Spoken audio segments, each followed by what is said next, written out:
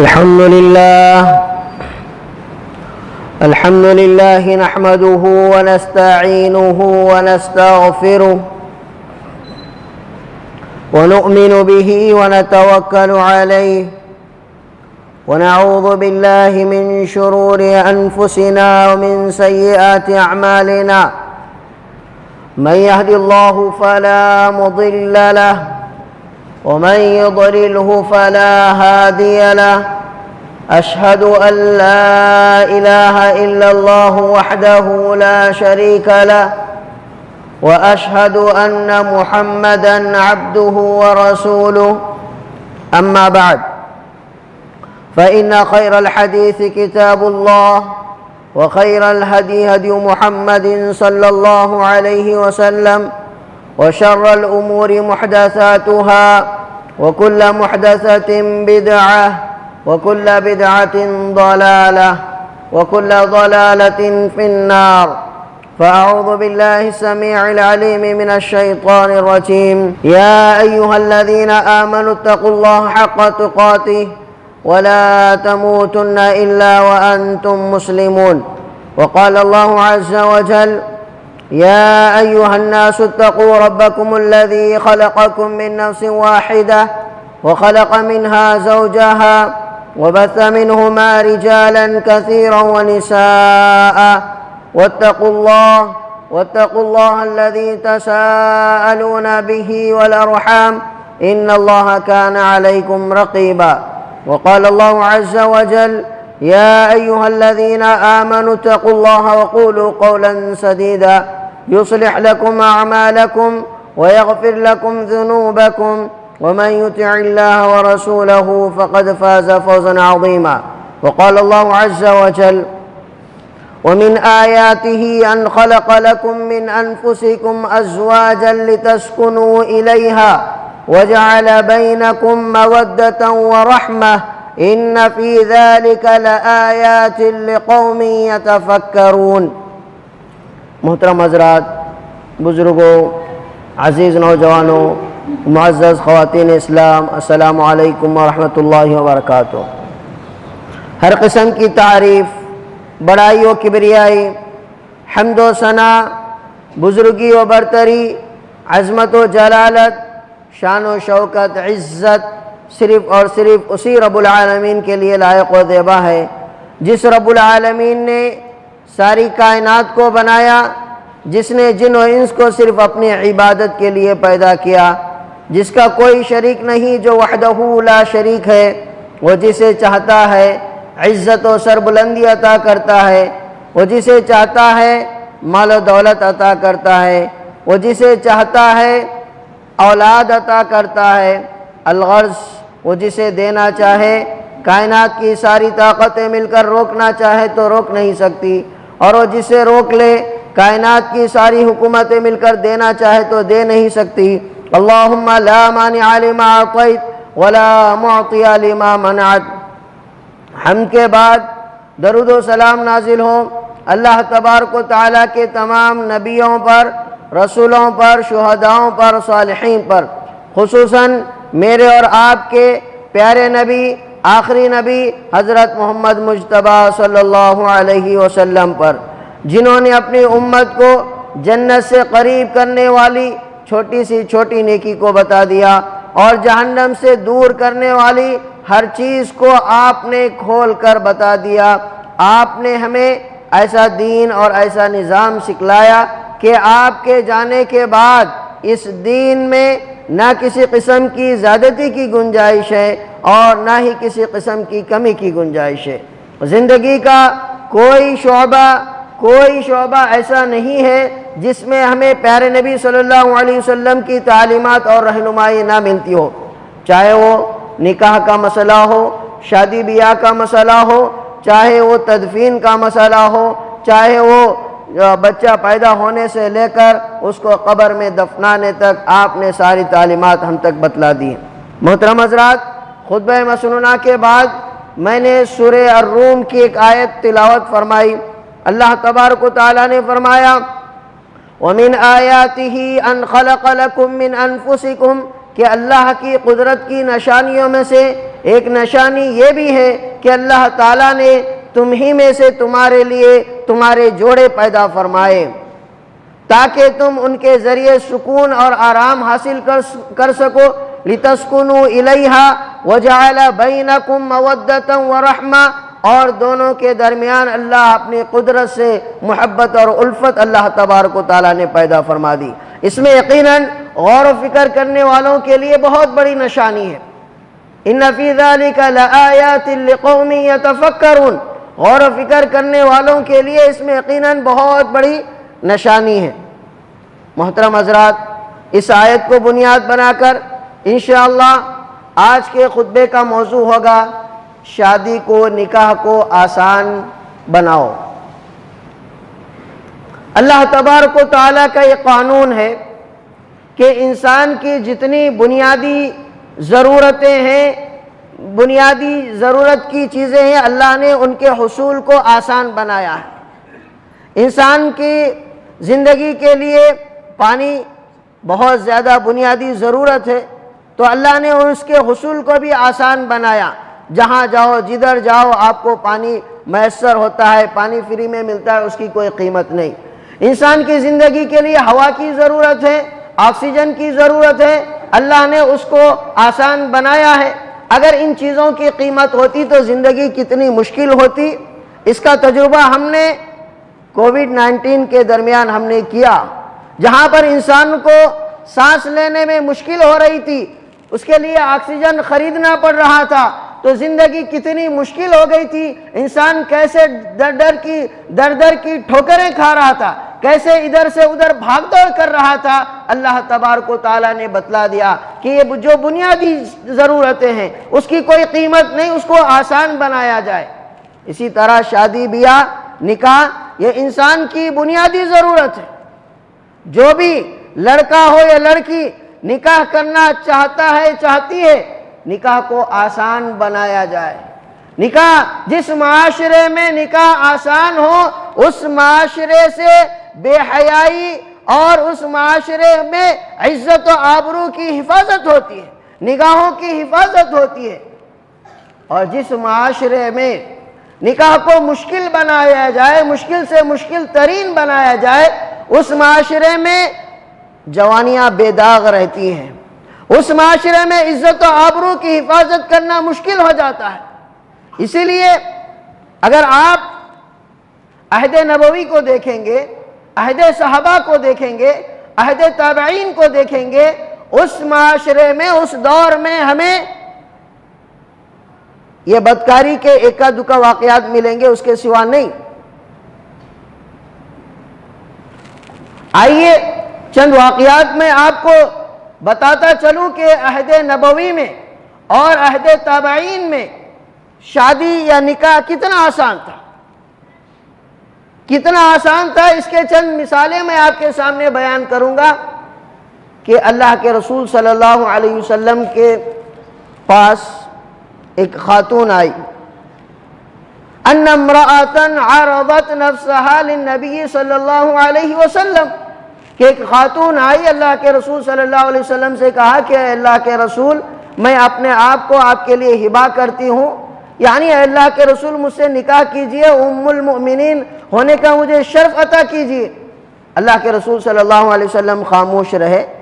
اللہ کے رسول صلی اللہ علیہ وسلم نے مطلب یہ رشتہ منظور نہیں ہے۔ تو ساتھ ہی میں ایک صحابی بیٹھے ہوئے تھے، اللہ کے رسول سے کہا کہ اللہ کے رسول، اگر آپ کو یہ اس میں حاجت نہیں ہے، ضرورت نہیں ہے، تو اللہ کے رسول زوجنیہا، میرا نکاح اس سے کرا دیجئے۔ اللہ کے رسول صلی اللہ علیہ وسلم نے کہا کہ ٹھیک ہے، مہر میں دینے کے لیے تمہارے پاس کیا ہے، جاؤ گھر میں جا کر دیکھو۔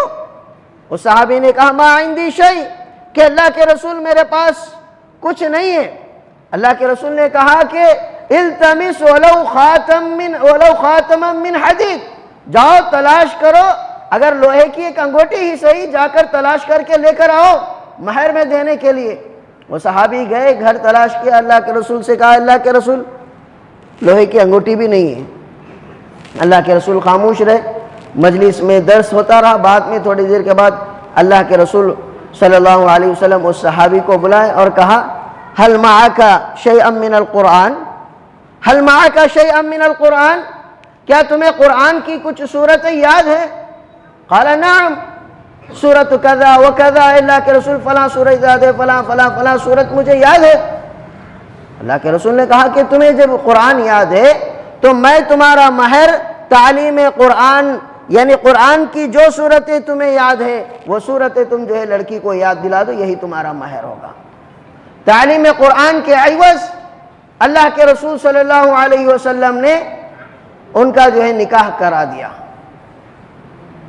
آدھا گھنٹہ پہلے اس صحابی کو نہیں معلوم کہ ان کا نکاح ہونے والا ہے، ان کی شادی ہونے والی ہے۔ کتنا آسان تھا نکاح۔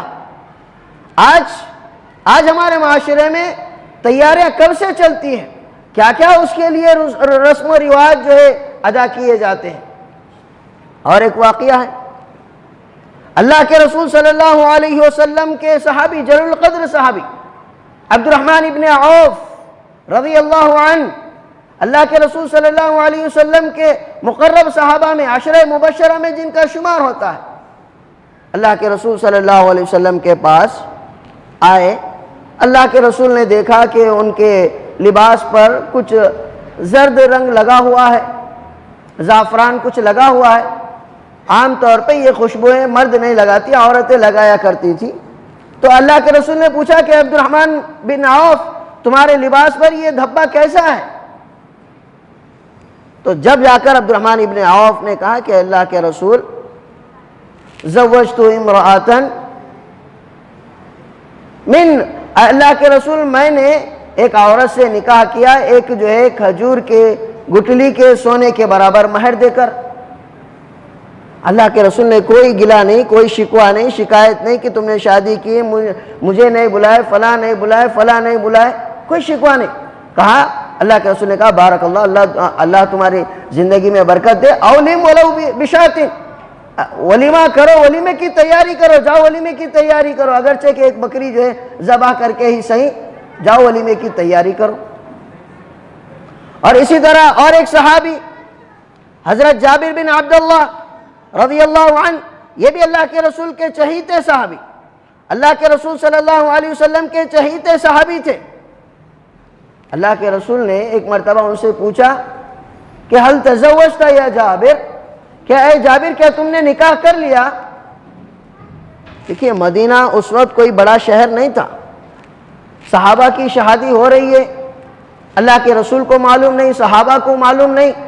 نکاح اتنا آسان مسئلہ تھا، نکاح اتنا مشکل نہیں تھا جس طرح آج ہم نے اس کو مشکل بنا لیا ہے۔ اللہ کے رسول صلی اللہ علیہ وسلم کو بھی نہیں پتا نکاح ہو رہا ہے، تو اللہ کے رسول نے جابر سے پوچھا حل تزوجت یا جابر، کہ جابر کیا تم نے نکاح کر لیا؟ کہ انہوں نے کہا کہ نعم اللہ کے رسول میرا نکاح ہو گیا۔ تو اللہ کے رسول نے پوچھا حل تزوجت بکرا ام ثیبا، کیا تم نے کنواری لڑکی سے نکاح کیا یا نہیں تو جو ہے مطلقہ یا بیوہ جو ہے لڑکی سے نکاح کیا؟ جابر رضی اللہ عنہ نے کہا کہ اللہ کے رسول میں نے جو ہے بیوہ سے نکاح کیا ہے، میں نے بیوہ عورت سے نکاح کیا ہے۔ اللہ کے رسول نے کہا کہ اگر تم کنواری سے کرتے تو اچھا ہوتا۔ تو جابر رضی اللہ عنہ نے کہا کہ نہیں اللہ کے رسول صلی اللہ علیہ وسلم، میرے 9 بہنیں ہیں، میرے والد جنگ احد میں شہید ہو گئے اور 9 بہنوں کی ذمہ داری مجھ پر چھوڑ گئے۔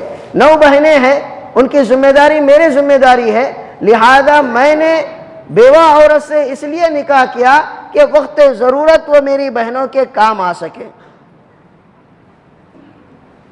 نکاح اتنا آسان مسئلہ پیارے نبی صلی اللہ علیہ وسلم کے دور میں کوئی مشکل نہیں ہے۔ اور اس کے بعد عہد تابعین میں آئیے، سید التابعین جس نے سعید ابن المسیب رحمت اللہ علیہ، جنہیں سید التابعین کہا جاتا ہے، تابعین کے سردار، یہ مسجد نبوی میں درس دیا کرتے تھے۔ اب ان کی ایک بیٹی تھی جو عالمہ تھی، زاہدہ تھی، اور ان کا جو ہے مدینہ میں بڑا شہرہ تھا، حتیٰ کہ وقت کا جو بادشاہ تھا مروان ابن عبد الملک، اس نے شہزادے کا رشتہ ان کی بیٹی کے لیے بھیجا، لیکن انہوں نے اس رشتے کو منظور نہیں کیا، قبول نہیں کیا، اپنی بیٹی کے لیے شہزادے کے رشتے کو ٹھکرا دیا۔ لیکن اپنی بیٹی کا نکاح کس سے کرایا، کیسے کرایا جانتے ہیں آپ؟ مسجد نبوی میں وہ درس دیا کرتے تھے، ان کے درس میں بہت سارے شاگرد شریک ہوا کرتے تھے، تو ایک شاگرد کافی دنوں سے غیر حاضر تھے، جن کا نام ابن ابی الوداع نام تھا۔ کافی دنوں سے غیر حاضر تھے، تو ایک دن غیر حاضری کے بعد ایک دن شریک ہوئے درس میں۔ تو سعید ابن المسیب نے ان سے پوچھا کہ اے ابن ابی الوداع، کیا بات ہے، کافی دنوں سے تم درس میں نہیں آ رہے تھے؟ تو انہوں نے کہا کہ اے استاذ، میری بیوی کی طبیعت ٹھیک نہیں تھی، وہ بیمار تھی، اور بیماری کے بعد میری بیوی کا انتقال ہو گیا، اسی صدمے سے دوچار ہو کر میں آپ کے درس میں نہیں حاضر ہو سکا۔ اس کے بعد سعید ابن المسیب نے ان سے پوچھا، کیا آپ نکاح کرنا چاہتے ہو، دوسرا نکاح کرنا چاہتے ہو؟ انہوں نے کہا کہ ہاں، میں دوسرا نکاح کرنا چاہتا ہوں، لیکن مجھ جیسے غریب کو کون جو ہے لڑکی دے گا؟ سعید ابن المسیب نے کہا، کیا تم میری بیٹی سے نکاح کرنا چاہتے ہو، چاہو گے؟ کہا کہ میں کرنا تو چاہوں گا، لیکن میرے پاس صرف 4 درہم سے زیادہ پیسے نہیں ہیں، صرف 4 درہم ہیں۔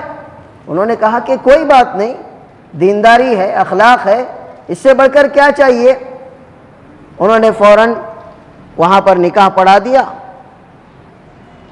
اب ان کے شاگرد اپنے گھر آئے، گھر آ کر اپنی ماں کو بتایا کہ ماں، سعید ابن المسیب نے اپنی بیٹی کا نکاح مجھ سے کرا دیا۔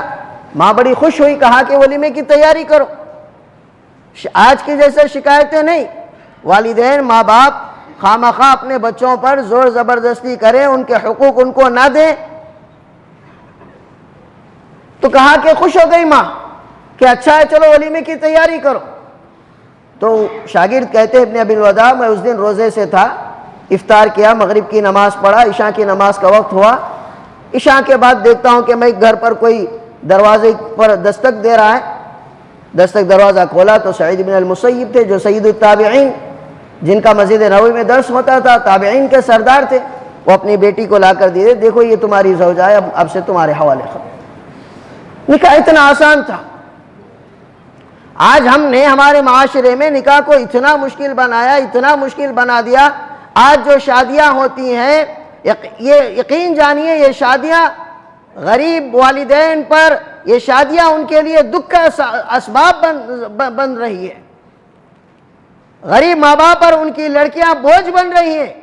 آج کی جو شادیوں میں کتنی مشکل ہم نے شادیاں بنائیں۔ شادیاں مشکل ہونے کی وجوہات کیا ہیں؟ سب سے پہلی وجہ تو یہ بیجا رسم و رواج۔ شادی نکاح صرف ایک ہی ہے، نکاح اور ولیمہ بس، لیکن ہم نے اس کے ساتھ اتنے لوازمات بنا لیے۔ اس سے شادی سے پہلے منہ دکھائی، رسم وہ بھی فنکشن ہال میں ہونا، اس کے بعد جو ہے سانچک، وہ بھی فنکشن ہال میں آج کل شروع ہو گیا، اور اس کے بعد نکاح، ولیمہ، پھر اس کے بعد جمعگیاں، پھر نہ جانے یہ کتنے بیجا رسومات ہیں۔ اگر آپ شریعت کے مطابق نکاح کرنا چاہتے ہیں تو ایک نکاح ہے، دوسرا ولیمہ ہے، بس۔ اس کے سوا جتنے ہیں سب یہ بیجا رسومات ہے، رواج ہے۔ اس میں اتنا پیسہ لوگ خرچ کرتے ہیں، شادی کو مشکل بنا دیا گیا، یہ بیجا رسم و رواج۔ بلکہ یہ رسم و رواج شادی کے بعد بھی جو ہے رسومات رہتے ہیں۔ حتیٰ کہ شادی کے بعد بھی جب پہلی ڈیلیوری کا مسئلہ آتا ہے تو معاشرے کے لوگ یہ کہتے ہیں کہ پہلی ڈیلیوری یہ لڑکی کے والدین کی ذمہ داری ہے۔ حرام ہے، حرام ہے، یہ ظلم ہے لڑکی والوں پر، لڑکی کے ماں باپ پر ظلم ہے۔ جس دن آپ نے کہا کہ میں نے قبول کیا، ختم، اس کے بعد سے اس کا لڑکی کی ہر ذمہ داری شوہر کی ہو گئی۔ حرام ہے یہ۔ معاشرے میں یہ غلط رسم پائی جاتی ہے کہ جو ہے پہلی ڈیلیوری لڑکی کی طرف سے، لڑکی کے ماں باپ کی طرف سے ہونا چاہیے۔ اس کے بعد نکاح، شادی کو مشکل بنانے کا ایک جہیز۔ شادیاں کیوں مشکل ہو گئی؟ جہیز کی جو رسم ہے بالکل غیر اسلامی رسم ہے، یہ دوسرے مذہب والوں سے لی گئی رسم ہے۔ اسلام میں جہیز کا کوئی تصور نہیں ہے۔ اسلام میں نکاح کے موقع پر لڑکی کے ماں باپ پر سوائے لڑکی دینے کے اور کوئی ذمہ داری نہیں ہے۔ دیندار لڑکی، بااخلاق لڑکی، تعلیم یافتہ لڑکی دینے کے سوا وہ لڑکی کے ماں باپ پر کوئی ذمہ داری نہیں ہے۔ اور کیا چاہیے؟ جو لڑکی کی تربیت کر کے، لڑکی کو پال پوس کر کے آپ کے حوالے کر رہے، اس سے بڑھ کر اور کیا چاہیے؟ تو جہیز کی جو رسم ہے، باقاعدہ اس کے لیے بیٹھکیں ہوتی ہیں کہ کیا دیں گے، کیا لیں گے، کیا لیں گے، فلاں فلاں، جس کی وجہ سے بہت ساری نوجوان لڑکیاں، غریب ماں باپ کی لڑکیاں اپنے گھروں میں ان کی عمریں چلی جا رہی ہیں شادی کی، لیکن بیٹھی ہوئی ہیں۔ کس لیے؟ صرف اس لیے کہ اس کے باپ کے پاس دینے کے لیے جہیز نہیں ہے۔ اردو ادب کے ایک مشہور شاعر میر تقی میر، ان کا ایک چھوٹا سا واقعہ ہے کہ انہوں نے اپنی لڑکی کی شادی کی، سسرال والوں نے جو ہے بہت سارے مطالبات کیے، انہوں نے جو ہے بڑے دھوم دھام سے لڑکی کی شادی کی، گھر وغیرہ بیچ کر۔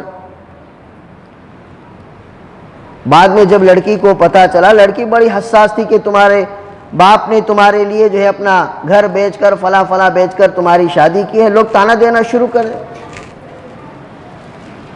تو لڑکی بڑی حساس تھی، یہ صدمہ لے کر لڑکی کا انتقال ہو گیا۔ اردو ادب کے مشہور شاعر میر تقی میر، ان کی طرف یہ واقعہ منسوب ہے۔ جب میر تقی میر کو معلوم ہوا تو لڑکی کے میت پر کھڑے ہو کر انہوں نے ایک شعر کہا تھا کہ اب آیا ہے خیال آرام جا اس نامرادی میں، تجھے کفن دینا بھول گئے تھے اسباب شادی۔ سب کچھ دیا، سب سامان دیا، اگر ایک کفن کا ٹکڑا بھی اگر رکھ دیتا تو آج کل تیرے کام آ جاتا۔ سوچنے کی بات ہے میرے نوجوان بھائیوں، نوجوان ساتھیوں، عہد کرو، اس مجلس میں جتنے لوگ مجھے سن رہے ہیں یہاں سے عہد کر کے اٹھو کہ آپ اپنی شادی میں لڑکی والوں کی طرف سے ایک جو ہے سامان نہیں لیں گے۔ عہد کرو، والدین بھی، یہاں میری مائیں بہنیں بھی ہیں، سب لوگ اس مجلس میں اللہ سے عہد کر کے اٹھیے کہ ہم ہماری شادی میں لڑکی کے ماں باپ پر بوجھ نہیں بنیں گے۔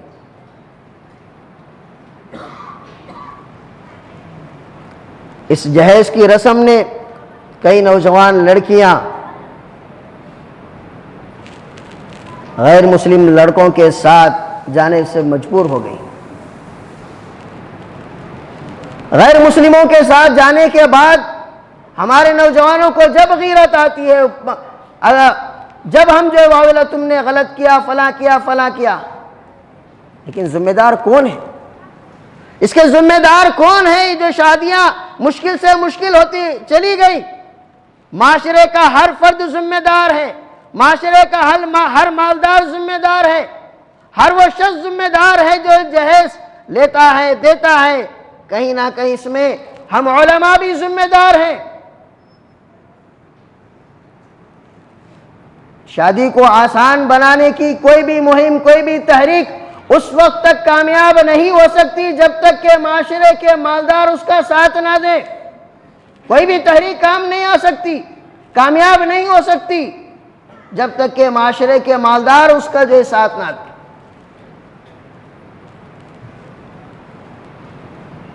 شادی بیاہ جو مشکل ہو گئی، اس کی ایک وجہ یہ بھی کہ فضول خرچی، شادی بیاہ کے موقع پر اسراف، فضول خرچی، شادی کے موقع پر اپنی شان و شوکت دکھانے کے لیے، جھوٹی شان دکھانے کے لیے، چند گھنٹوں کے لیے واہ لوگوں کی واہ سننے کے لیے آدمی کتنا خرچ کرتا ہے، کتنا خرچ کرتا ہے۔ مالداروں کی شادیاں دیکھ کر جو لوگ متوسط طبقے کے ہیں وہ لوگ بھی ان کی نقل کرنے کی کوشش کرتے ہیں۔ وہ لوگ بھی ان کی طرح خرچ کرنے کی کوشش کرتے ہیں۔ شادی بیاہ میں کتنا فضول خرچی ہوتا ہے، کھانے پر الگ، گانے بجانے پر الگ، اور اسی طرح نہ جانے آج فنکشن ہالوں میں کیا کیا جو ہے ڈشز الگ فرمائش ہوتی ہے باقاعدہ۔ لڑکے والوں کی طرف سے ایک ظلم یہ بھی ہوتا ہے، اسراف کے لیے لڑکی والوں کی ہماری طرف سے اتنے لوگ آئیں گے، ہمارا خاندان بڑا ہے، ہمارا قبیلہ بڑا ہے، ہماری طرف سے 500 لوگ آئیں گے، اور کھانے میں کیا رکھ رہے؟ ہاں شادی خانہ اعلیٰ ہونا چاہیے، ہمیں کچھ بھی نہیں چاہیے، ہمیں ایک سامان مت دیجئے، لیکن کھانا اعلیٰ ہونا چاہیے، شادی خانہ اچھا۔ ادھر سے نہیں لے رہے، لیکن یہ لڑکی والوں پر بھی ظلم ہے کہ ہماری طرف سے 500 لوگ آئیں گے، شادی خانہ اچھا ہونا، کھانا معیاری ہونا، اور جو ہے فلاں ہونا، یہ بھی ظلم و زیادتی ہے۔ فضول خرچی، شادی بیاہ کے موقع پر فضول خرچی، اپنی جھوٹی شان و شوکت کس کو دکھانا چاہ رہے ہیں؟ آپ کے قوم کے لوگ چورستوں پر ٹھہر کر بھیک مانگ رہے ہیں، آپ ان لوگوں کو دکھانا چاہ رہے ہیں اپنی شان و شوکت؟ کئی بیمار تڑپ رہے ہیں، علاج کے لیے پیسہ نہیں ہے، آپ شان و شوکت کس کو دکھانا چاہ رہے ہیں؟ اللہ نے ہمیں دیا ہے، ہم خرچ کر سکتے ہیں۔ غریب لڑکیوں کے والدین پر کیا گزر رہی ہوگی جب یہ شادیاں دیکھتے ہیں؟ وہ بھی جو ہے اگر اللہ نے کسی کو 3 بیٹیاں دے دی، 4 بیٹیاں دے دی، تو اس کی زندگی تو پورا جو ہے ان کی شادی کرنے میں، غریب بیٹی کا بچہ، لڑکی کا باپ کب سے تیاری کرتا ہے؟ غریب لڑکی کا باپ اپنی بچی کی شادی کی تیاری کب سے کرتا ہے؟ بچپن ہی سے شروع کرتا ہے۔ وہ ماں اپنے خرچے کے پیسے میں سے تھوڑا تھوڑا بچا کر ایک سامان لے کر اپنی بچی کی شادی کی تیاری کرتی ہے، چونکہ معاشرہ اپنانے کے لیے تیار نہیں ہوتا، جب تک ہمیں فلاں چیز نہیں دیں گے ہم شادی نہیں کریں گے۔ نکاح کو آسان کرو، کتنا آسان ہونا چاہیے۔ ایک واقعہ میں آج کسی مولانا سے میں نے سنا کہ جو ہے مسجد میں، لکھنؤ کا واقعہ ہے کہ مسجد میں نکاح ہوا، لڑکے والے 10-12 لوگ آئے، لڑکی کو نکاح پڑھائے، اور آنے والوں کے لیے چائے پانی کا کچھ انتظام تھا، عصر میں تھا، مغرب کے بعد لڑکی کو لے کر چلے گئے۔ اب چونکہ لڑکی والے جس محلے میں رہتے تھے، جس بستی میں رہتے تھے، ان کے اڑوس پڑوس میں بہت سارے غیر مسلمین بھی رہتے تھے۔ غیر مسلمین کو انہوں نے دعوت دی، نکاح میں دعوت دی، تو غیر مسلمین بھی بہت سارے لوگ آئے ہوئے تھے۔ نکاح ہو گیا، بچی کو لے کر لڑکے والے چلے گئے، کوئی سامان نہیں دیے، کچھ نہیں، کچھ۔ وہاں پر سب ہونے کے بعد، نکاح ہونے کے بعد سب لوگ چلے گئے۔ 2 لڑکیاں وہاں پر غیر مسلمین لڑکیاں کھڑی رہیں، بہت دیر سے کھڑی رہیں۔ انہوں نے جو ہے لڑکی کے ماں سے پوچھا، آنٹی ہم لوگ یہاں پر بہت دیر سے کھڑے ہیں، لیکن ہم نے نہیں دیکھا کہ آپ نے کوئی سامان نہیں دیا، کوئی جو ہے کھانا ہونے کا انتظام نہیں، کچھ بھی، آپ کیا پہلے سامان وغیرہ پہنچا دیے کیا؟ تو لڑکی کے ماں نے کہا کہ نہیں، ہمارے پاس یہ دینے لینے کا سسٹم نہیں ہے، اسلام میں نہیں ہے۔ تو لڑکیوں کے آنکھوں سے آنسو جاری ہونے لگے، کہا کہ کاش ہم بھی اگر کسی مسلم گھرانے میں پیدا ہوتے تو کتنا اچھا ہوتا۔ ہمارے یہاں جو ہے کتنا جو ہے رسم و رواج، تو نکاح کو ایسے آسان کرو۔ آپ دوسروں کے مذہب کے طور طریقے لینے کے بجائے آپ پیارے نبی صلی اللہ علیہ وسلم کی سنت کو زندہ کرو، لوگ آپ کے اخلاق سے، آپ کی شادیوں سے بھی متاثر ہوں گے۔ اللہ تبارک و تعالیٰ سے دعا ہے کہ اللہ تعالیٰ ہم سب کو اس جانب غور و فکر کرنے اور اس کو جو ہے شادیوں کو، نکاح کو آسان کرنے کی توفیق عنایت فرمائے۔ اللہ تعالیٰ ہم سب کو دنیا اور آخرت دونوں میں خوشحال زندگی نصیب فرمائے۔ اللہ تعالیٰ ہم سب کو دنیا اور آخرت دونوں میں ترقی نصیب فرمائے۔ اللہ تعالیٰ ہر طرح کے شر سے، فتنوں سے، بیماریوں سے اللہ ہماری حفاظت فرمائے۔ اللہ تعالیٰ ہم سب کو دینداری اپنانے کی توفیق عنایت فرمائے۔ اللہ تعالیٰ ہم سب کو نیک اور صالح بیویاں عطا فرمائے۔ اللہ تعالیٰ ہم سب کو ازدواجی زندگی میں کامیابی نصیب فرمائے۔ اللہ تعالیٰ ہم سب کو مرنے کے بعد جنت الفردوس نصیب فرمائے۔ اللہ ہمیں جو بیمار ہے انہیں صحت عطا فرمائے، جو پریشان حال ہے مولا ان کی پریشانیوں کو دور فرمائے۔ اللہ جو قرض دار ہیں اللہ ان کے غیب سے مدد فرما مولا، اے اللہ ہم میں سے جن کے والدین باحیات ہیں اللہ انہیں صحت و تندرستی نصیب فرما مولا، اے اللہ جن کے والدین وفات پا چکے ہیں اے اللہ ان پر رحم و کرم کا معاملہ فرما، اے اللہ ان کے قبروں کو منور فرما دے مولا، اے اللہ ہم میں سے جو نوجوان بے روزگار ہیں اللہ انہیں حلال روزی کے ذرائع عطا فرما مولا، اے اللہ ہم سب کو قبر کے عذاب سے جہنم کے عذابات سے بچا لے مولا، اے اللہ ہم سب کو جنت الفردوس میں جگہ نصیب فرما، آمین وآخر دعوانا الحمدللہ رب العالمین، اقولوا قولی ھذا استغفر اللہ لی ولکم ولسائر المسلمین من کل ذنب واتوب الیہ۔